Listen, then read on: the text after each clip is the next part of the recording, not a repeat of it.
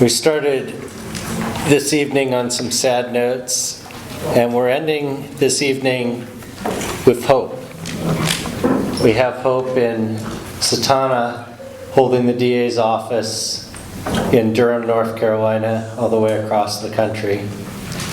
And we have hope in our next and last speaker, Jeff Deskovic. So I'm briefly going to introduce him, but before I do that, tomorrow is Mr. Deskovic's birthday.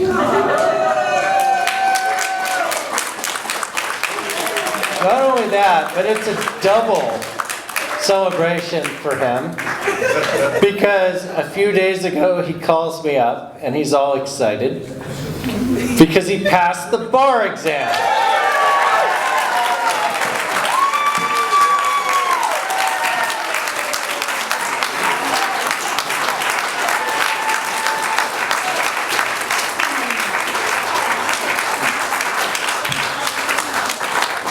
So in honor of Jeff, we have purchased a cake, which is in the back, and we're all going to sing happy birthday right now. And don't make me sing, but everybody else sing. Ready? 1, 2, 3. Happy birthday to you. Happy birthday to you. Happy birthday to you. Happy birthday to you.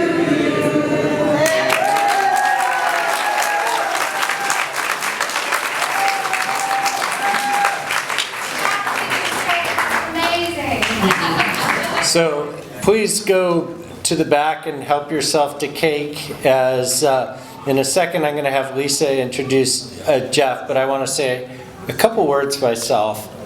So I first met Jeff in New York in March, and the funniest part of my trip to New York was the shock of going from relatively balmy California to freezing cold New York, where you have to bundle up before you go outside, because if you wait till you go outside, it's too late. And you can't walk around with your jacket open because it's so cold. You got to bundle up the jacket, which in California you never have to do. And so that definitely caught my attention. We had breakfast early in the morning, and I told him what I did, and he's like, "Well, I got to come out there and speak." I'm like, and he's like, "I'll pay for it." I'm like, "Okay, good." But he says, it'll cost you something. And so the deal was we'd sing happy birthday and get him a cake. So it seemed fair to me. I've gotten to know Jeff, and it was really funny because a couple months ago I was reading this book on wrongful convictions by a professor. I think he may actually be at Duke, Professor Garrett. No, he's not at Duke, but anyway. He starts talking about Jeff, and I'm like, "Hey, I know that guy." But I've gotten, the thing is that I've gotten to know so many people, unfortunately, that have been wrongly convicted, and some of them are out, and unfortunately all too many of them are still in. And I'm always amazed how not bitter they are, because I think if I had lost 17 years or 41 years in the case of Marvin, I'd be bitter, and I don't know that I could survive that. And I wonder sometimes how some of the people can survive that. I read Anthony Ray Hinton's book where he's in a 5x7 cell in Alabama for 30 years. And for a good portion of that time, they wouldn't even let him have books. I mean, can you imagine? You're stuck in the cell all day, and they won't even let you get a book to read.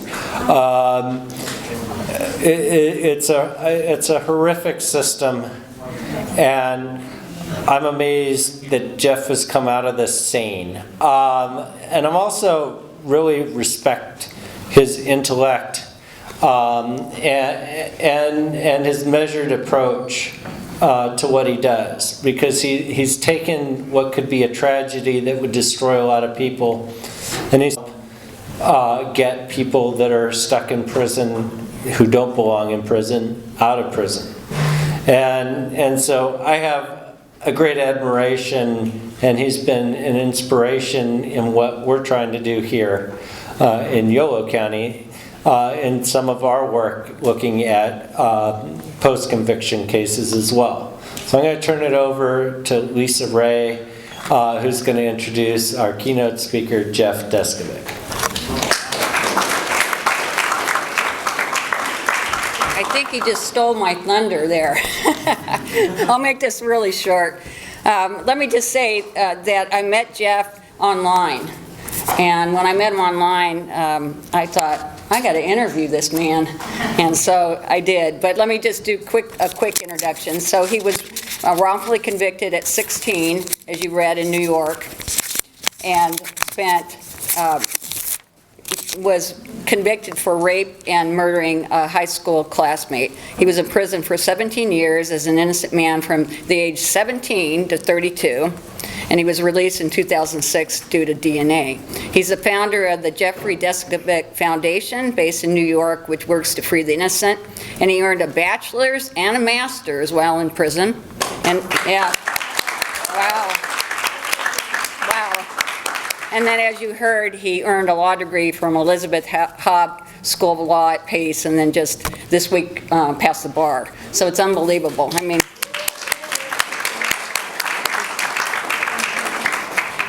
so as I said, I became aware of his story online. We talked briefly on the phone, and like I said, I thought, holy cow, I was so impressed. And I did a podcast, which is on our website at Restorative Justice International. And because of the work that we started to do, we invited Jeff to be on our Global Advisory Council at RJI, which he agreed to. And he is now a national and international advocate for those who are wrongfully convicted. And in 2008, RJI worked with Jeff and other advocates in supporting New York legislation, creating a Prosecutorial Conduct Commission. And you've heard about that. That bill was signed last year by Governor Cuomo. And we praise him for his work, and also Bill Bastick, who's here tonight. But Jeff is a friend and a colleague, and as we work together to reform the criminal justice system, it includes ending wrongful convictions. You will never find a man more passionate and hardworking as an advocate for the innocent men and women in prison than Jeffrey Deskovic. I give you Jeff.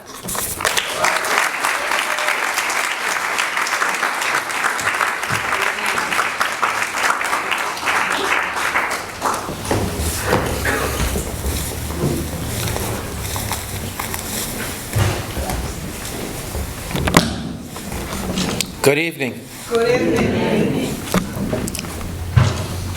Not really sure that I'm, you can put the first slide up. I'm not really sure that I'm like here tonight, here, you know, in Davis, California, because it's, my life has had a journey that I could have never anticipated. From being arrested and ultimately wrongfully convicted, to being exonerated, to becoming an advocate, to graduating law school, to doing advocacy work, to speaking in other countries and speaking across this country. I could never have anticipated any of this. So it's kind of surreal, and that's what I mean by that. So I was wrongfully convicted in 1990. I had been arrested when I was 16. I got bailed out. I turned 17 by the time the trial rolled around. And I was wrongfully convicted based upon a coerced false confession, prosecutorial misconduct, fraud by the medical examiner, terrible public defender. Wow. Let me unpack that a little bit for you.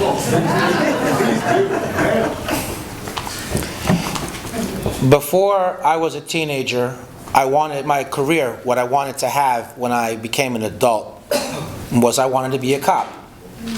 So for about 6 weeks, the police played this cat and mouse game with me, in which half the time they would talk to me as if I was a suspect, and the other half the time they would pretend like they needed my help to solve the crime.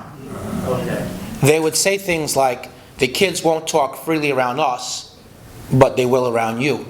Let us know if you hear anything. Stop in from time to time.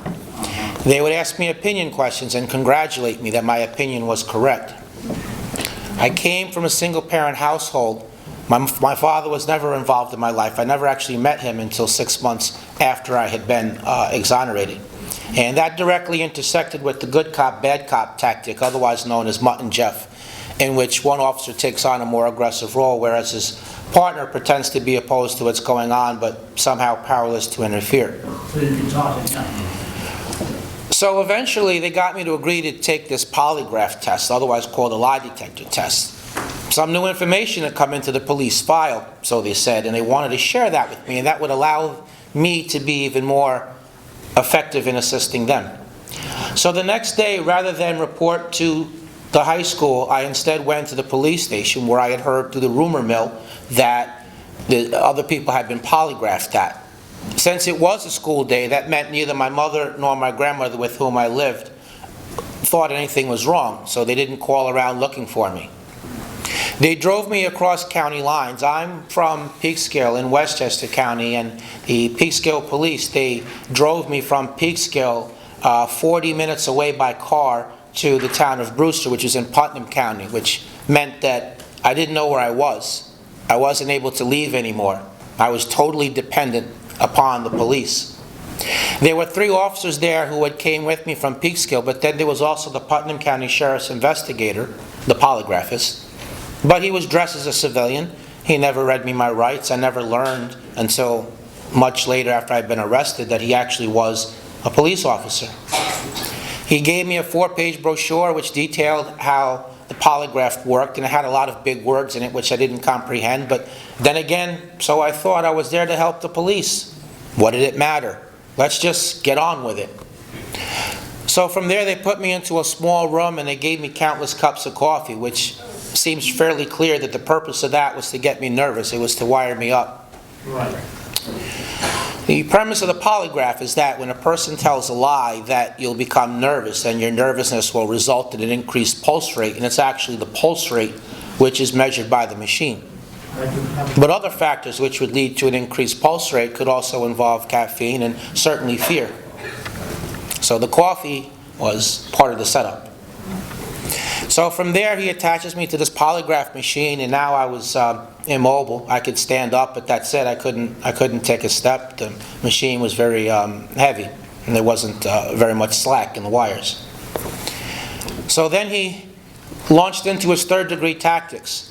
So he invaded my personal space. He raised his voice at me. He kept asking me the same questions over and over again.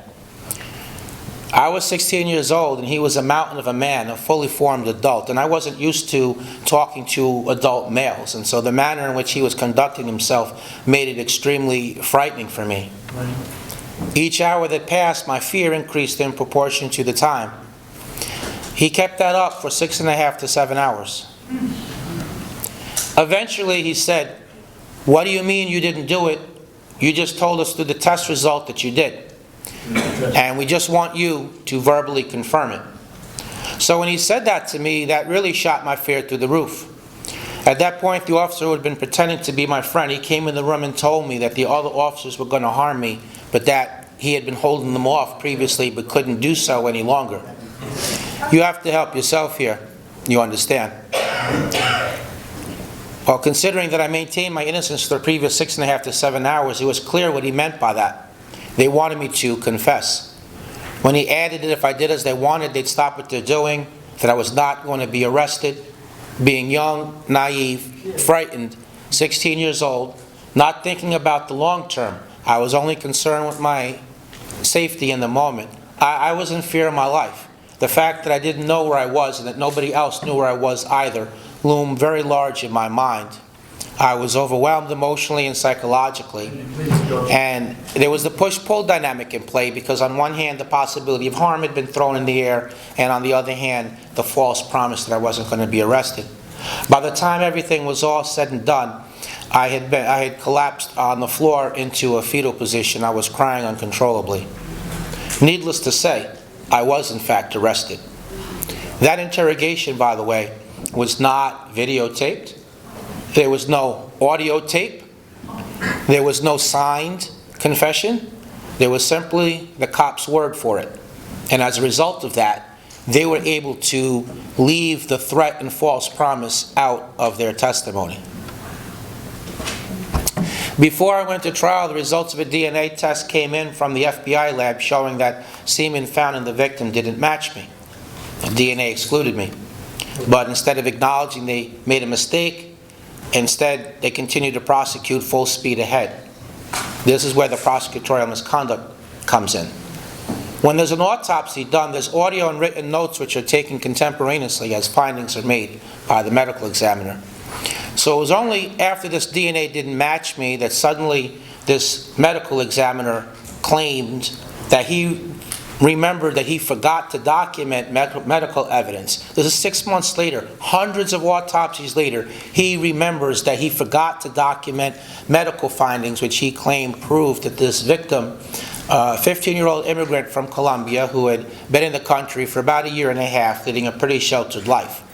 As I understand it, she never went anywhere unless she was accompanied by her older sister or her parents. He claimed this medical evidence proved that she was sleeping around with just about everybody in the city. That's what allowed the prosecutor to argue that it didn't matter that the DNA didn't come from me. That didn't mean I was innocent. There was yet another person that she slept with prior to my raping and murdering her. Taking it a step further, he actually named another youth by name that he claimed had slept with the victim. That's mine. But he never bothered to first set a proper evidentiary foundation. He never had that other individual DNA tested. He never even called him as a witness. He just made the unsupported argument from the jury. My public defender essentially didn't defend me. He never interviewed or called as a witness my alibi. I was actually playing wiffle ball when the crime happened. When it was time to cross-examine the medical examiner, my lawyer stood up in open court and with a big smile on his face, like him and the ME were great friends from back in the day, said to him, "You're going to be pleased to know that I don't have a single question for you."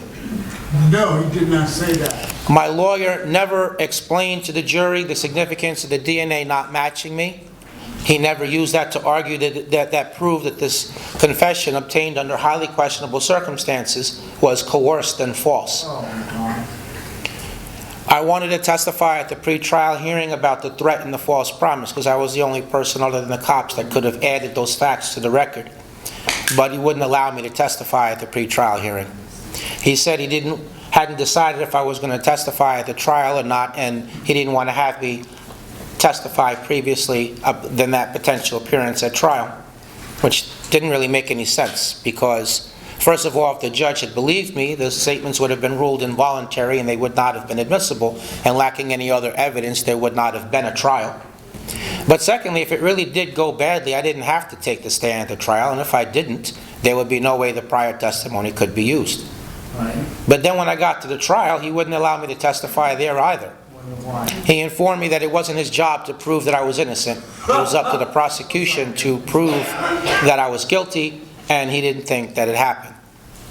That might be a legal principle, but that's a very naive way to practice law.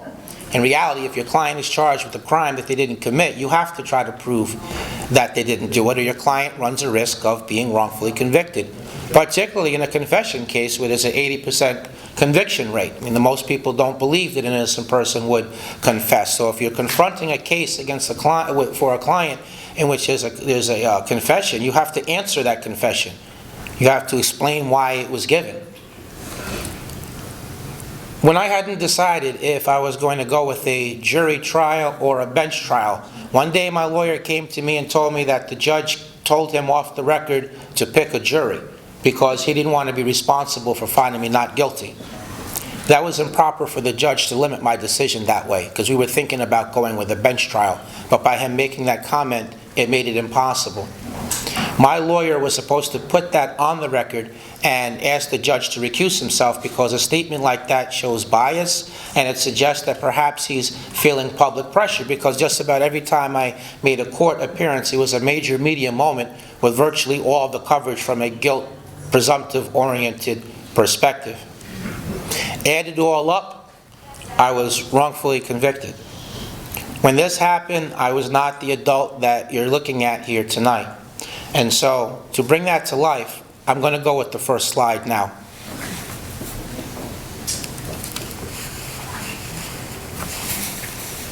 This is a picture of my mugshot.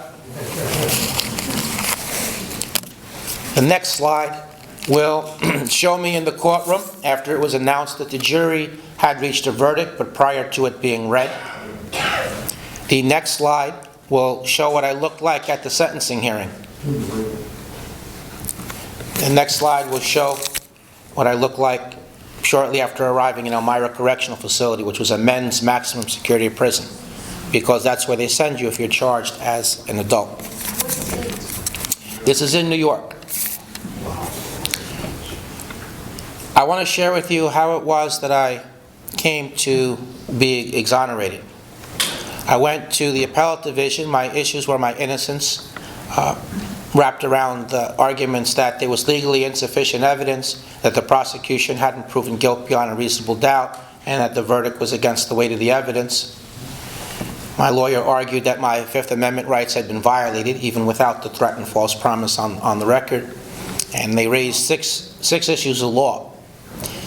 The appellate division wrote that I was not, in fact, in custody, that I was free to come and go as I wanted. That influenced their decision in deciding that the statements were voluntary. They rejected all of my innocence arguments by writing that there was overwhelming evidence of guilt, which is kind of a head-scratcher even to this day, considering that the DNA didn't match me. And then they got rid of my other issues of law in one sentence by writing that they had looked at my issues and found them either to be without merit or else not preserved for review. They ruled against me 5-0. That was the most that the court ever wrote. My re-argument motion was denied in one word. New York State's highest court declined to give me permission to appeal to them. I lost in federal court because my attorney had been given the wrong information pertaining to the filing procedure, and so my petition arrived 4 days too late, which the then district attorney took the opportunity to successfully get the court to simply rule that I was late without ever looking at my issues. I challenged that ruling in front of 3 more courts, including the U.S. Supreme Court, but I was turned down each time. I wrote letters for 4 years, rarely getting answers. The goal, of course, was to try to find pro bono representation because I couldn't afford to hire a lawyer. The goal was to get the representation, but also get an investigator, because once your appeals are exhausted, the only way back into court is either if the court makes a retroactive decision in the law and applies it backwards, which almost never happens, or if you can find some previously unknown evidence of innocence. I wasn't going to find any unknown evidence of innocence myself personally while I was locked up in prison, so hence writing letters, trying to find representation. I did that for 4 years. I rarely got answers other than the occasional no. I went to the parole board, where I stood on my innocence rather than express remorse and take responsibility. And in large part based upon that, I was denied parole. I wound up, that was at the end of my 15-year sentence minimum term. I wound up doing an additional year before I was exonerated through further DNA testing. The DNA data bank had been created, and getting the Innocence Project representation was the first of 3 key factors. Another one was that the district attorney who had took office, Janine Pirro, she left office. She had fought all of my appeals and blocked me from getting further testing several times. So she left office, and her successor was not as dug in as to my case, and she allowed me to get further testing. As I understand it, she didn't like her predecessor, and her predecessor was in the middle of running for Attorney General, so that's part of the backstory of why she allowed the testing. hoping that I would be exonerated to ruin the Attorney General run. I'll take it how I can get it. And the third thing was we got lucky, and this is where wrongful conviction as a public safety issue really crystallizes. And this is a big part of the intersection why crime victims have a stake in wrongful conviction, is because the actual criminal left free while I was doing time for his crime. He killed the second victim 3.5 years later, who had a couple of children and who was a school teacher. He later admitted that he was the person who committed the crime, not just to law enforcement, but also to a reporter on video camera. So on September 20th, 2006, my conviction was overturned and I was released, and I reported back to court on November 2nd, 2006, at which point all the charges against me were dismissed on actual innocence grounds.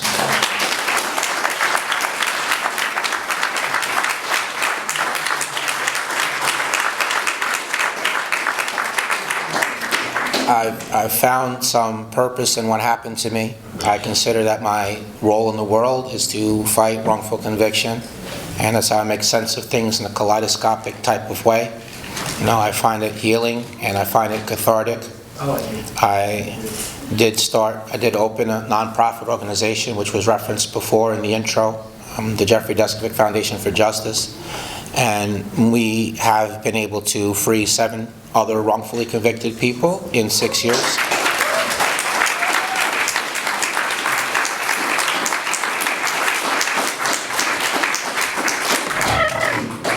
I want to look at a couple of more slides I'm going to share with you. So Evan, please, the next slide. This is another picture of me while I was in prison. The next slide. This is when I was released. Go to the next one. This is a picture of me and my mother. That was our first hug in the free world in 16 years. The next slide will illustrate, this is when I started the foundation. Wrongful conviction can and does happen to anyone. To my right in the red tie is Fernando Bermudez, who's listed in the National Registry of Exoneration. He was exonerated after 18 years in Manhattan. And then to my left is Jabbar Collins, who did 16 years before he was exonerated in Brooklyn. And to his left, you might recognize Raymond Santana of Central Park 5 fame, who was exonerated along with his other 4 co-defendants. Next slide.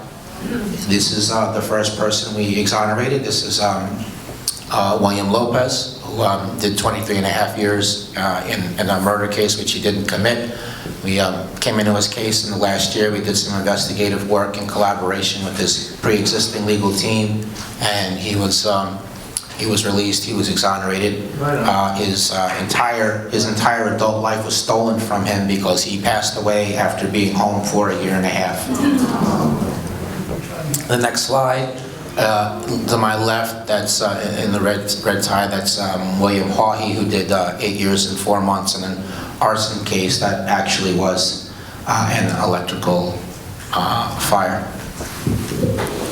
In that case, we did the entire case by ourselves in-house, and the end result of it all was that the Putnam County District Attorney's Office stipulated that our client was innocent. They stipulated to everything that we had found, so he was exonerated. So changing gears, I want to talk about the theme of tonight of progressive prosecutors. The results that can be obtained when a prosecutor is elected who's running on a progressive plank can be breathtaking. In Dallas, the first district attorney who had the conviction review unit, Craig Watkins, more than 40 people were exonerated through his conviction review unit.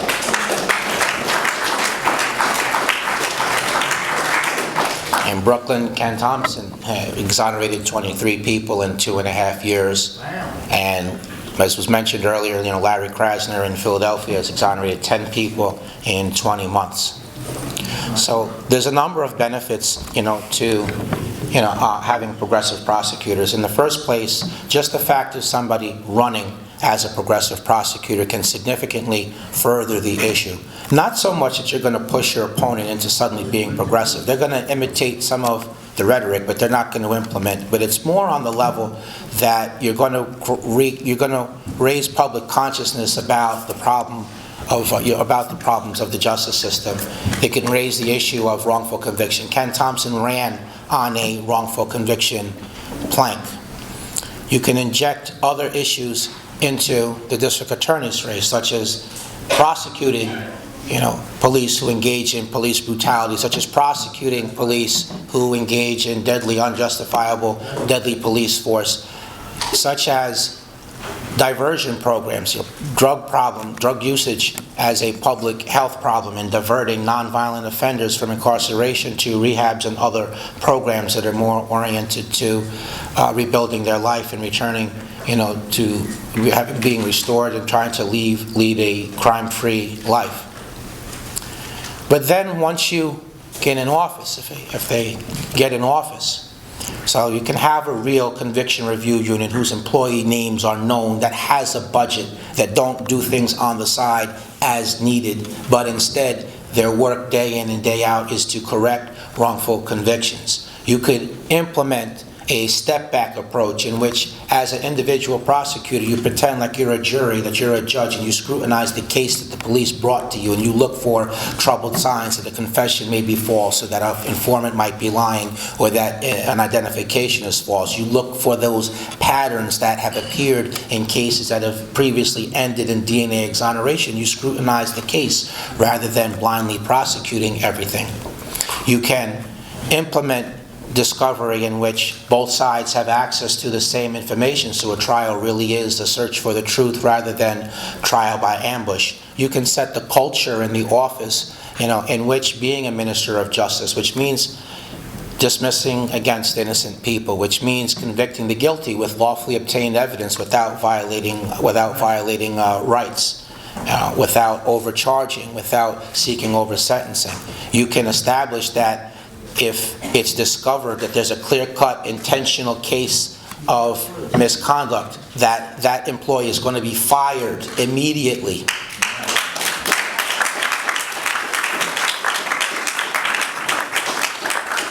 You could end overcharging, and the other issues which I mentioned. You can implement, now that you ran on those. You can divert people from incarceration. You can encourage restorative. Justice. You could get involved in innovative programs like prisoner reentry. That's crime prevention. That has something to do with the office, to be sure. You could send letters to the parole board. In the case of people who've been model prisoners whose rehabilitation is clear, they can make an appearance at the parole board with a letter on the DA letterhead recommending that they be released after noting what their disciplinary record and educational record is. But then those are things that are directly within your control as a district attorney. But then your voice counts a lot on legislative issues that are not within your control, but that are instead matters reserved to the legislature. So you can speak up about criminal justice reform issues. You can speak about mass incarceration, right, when bills are considered for that. You can speak about aging people in prison. You can raise your voice up when it comes to parole reform.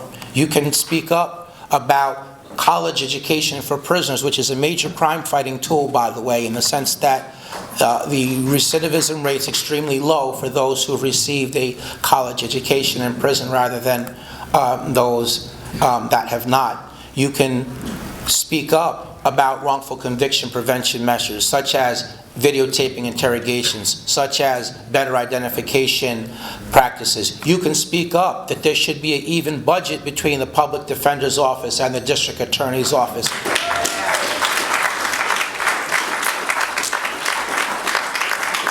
You can speak up with some of the institutional disadvantages that hamper even the most determined public defenders, such as having way too large a caseload, such as the inequities in which the district attorney has access to a lot of investigators and experts, and the defense is relegated to asking the judge to allocate funding, which a lot of times is denied because the judges want to keep the costs of the trial down on the counties. You can speak up about those things. You could speak up about a broken compensation system, such as, for example, since we're here in California, a system that in order for that you have to have either the prosecutor stipulate that the defendant who's exonerated is in fact innocent, or a judge to say that. Even if the conviction wasn't reversed on innocence grounds, you need the judge to say that. Otherwise, this is how this crazy system is out. And even then, it'll be up to the governor if he's going to sign the bill or he's not. And even if you somehow run that whole gauntlet successful, do you know what you're going to get? You will get $140 a day. That breaks out to about $50,000 a year. That's an insult of an amount of money for a year of wrongful incarceration. So as a district attorney, you could speak up about that kind of practice. Lots of benefits for progressive prosecutors to the community. But on the other hand, the opposite is true. Prosecutorial misconduct is a major cause of wrongful conviction. To relate it back to California, so there's been 707 court-identified instances of prosecutorial misconduct. 46 of the prosecutors in those cases were repeat offenders on the misconduct, and only 6 people out here in California, of that, all those numbers are California numbers, only 6 people actually were disciplined. One of the big examples in prosecutorial misconduct is a case that was spoken about before, but I want to just quickly go through it, just to highlight it, because in a lot of ways it's a reason why we need to address and do something about prosecutorial misconduct. I'm talking about the Anand Jon Alexander case. And let me have the next slide, by the way. Okay, here we go. Okay. This photo is an illustration, by the way, that fighting wrongful conviction is not something that you're fighting against law enforcement. This is public safety, and it's about justice and accuracy. And this photo here shows that there is buy-in from some law enforcement. Next photo is another class.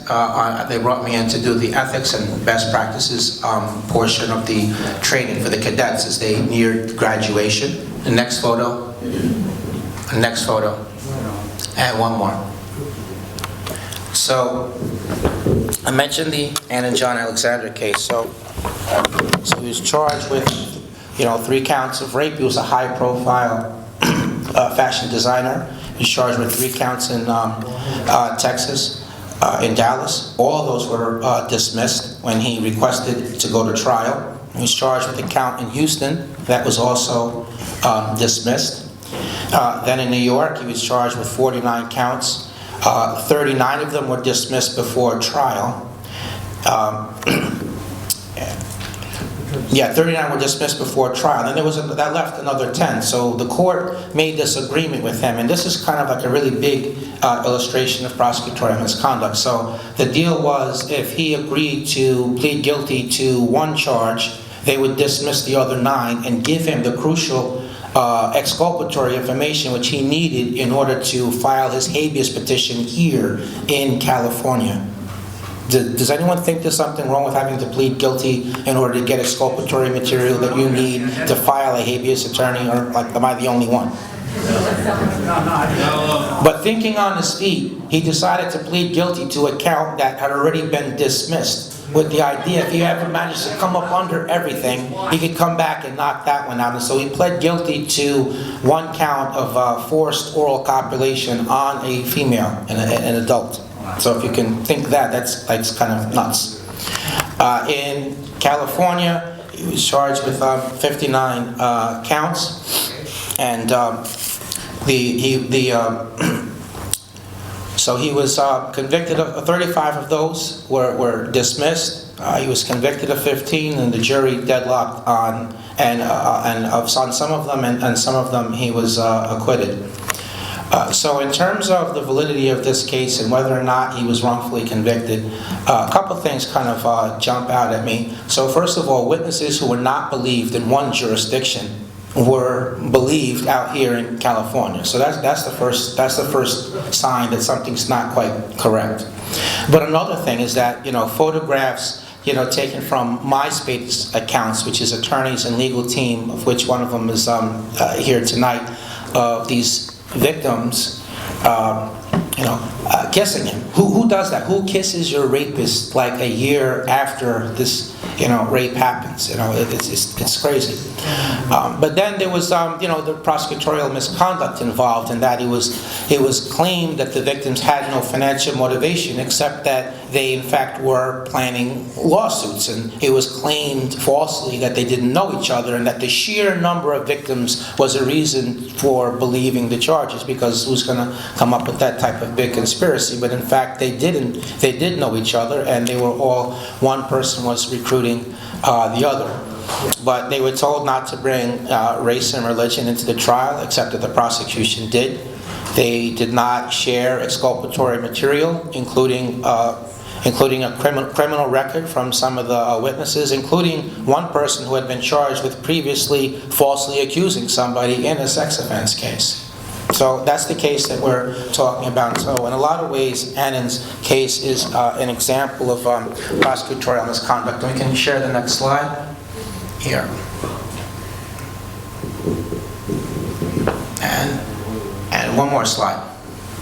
So currently there is an effort to exonerate him in court, but at the same time, because the wheels of justice often turn slow and the results of efforts to exonerate are anything but certain, a second front is opened in which Anand is seeking commutation.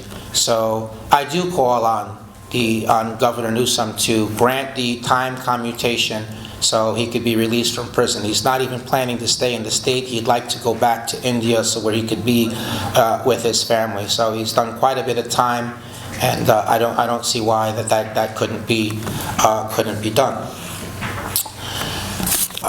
In terms of remedies for prosecutorial misconduct, so I'm an advisory board member of the coalition group It Can Happen to You, and we went from idea to signed legislation in 8 years. A landmark bill was passed in New York, creating the country's first commission on prosecutorial conduct.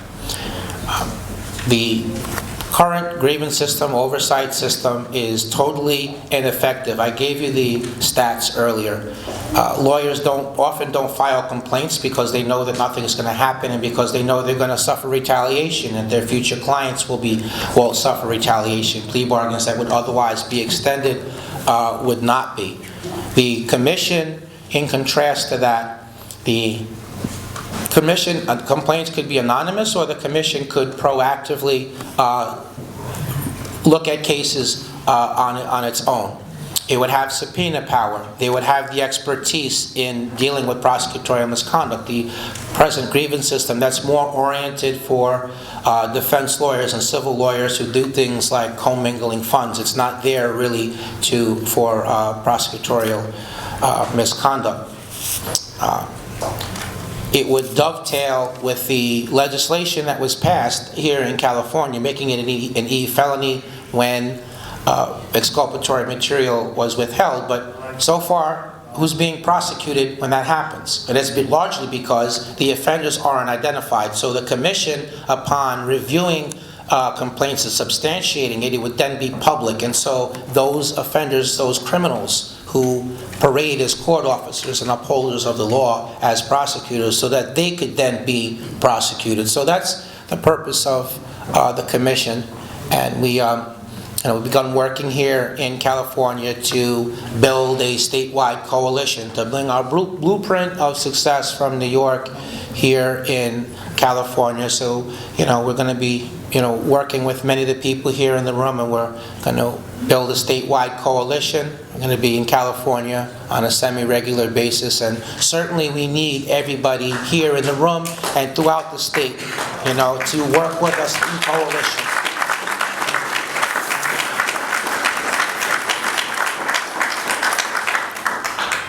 Maybe the last thing I'll point out is that, and this is another reason why the commission is important, because it's not just reviewing things after the fact, but it's also deterrence, prevention. When somebody is falsely accused, even if the charges are dismissed, even if they're acquitted, their world has been turned upside down. Were you really innocent? Did you somehow get off? What about the mental strain? What about the reputation? What about families not knowing if their loved one is going to be going away for crimes they didn't commit? Jobs are lost, businesses can be destroyed, financial problems can set in. Want to mention a couple people with us, and I'm going to end on this, that had charges, had a false murder charge and assault charge, dismissed against them recently, and they drove 14 hours from the state of Washington to come to Sacramento to meet us in person, to come to this event. I would like to ask to stand for a second. James Fair and his wife Angela Fair, they were both falsely accused and charged with dismissed recently.